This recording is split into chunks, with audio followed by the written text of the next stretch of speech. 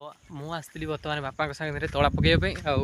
ମୁଁ ଫାଷ୍ଟ ଦେଖାଉଛି ଆମର କେମିତି କ'ଣ ବାପା ପକାଉଛନ୍ତି ତଳି। ଆଉ ଧାନ ମାନେ ବୁଣା ହେଉଛି ବିଲରେ।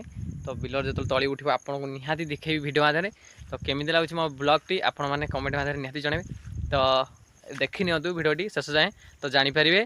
ଆଉ କହିବେ କେମିତି ଲାଗୁଛି ଭିଡ଼ିଓଟି, ଆପଣମାନେ ନିହାତି ଜଣାଇବେ ମୋତେ।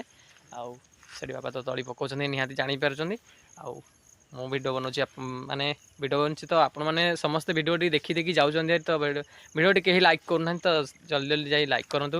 ଆଉ ଢେର ସାରା ଭିଡ଼ିଓ ଦେଖିବାକୁ ହେଲେ ତ ଚ୍ୟାନେଲକୁ ସବସ୍କ୍ରାଇବ୍ କରିନିଅନ୍ତୁ। ଚାଲ ଦେଖିନିଅ।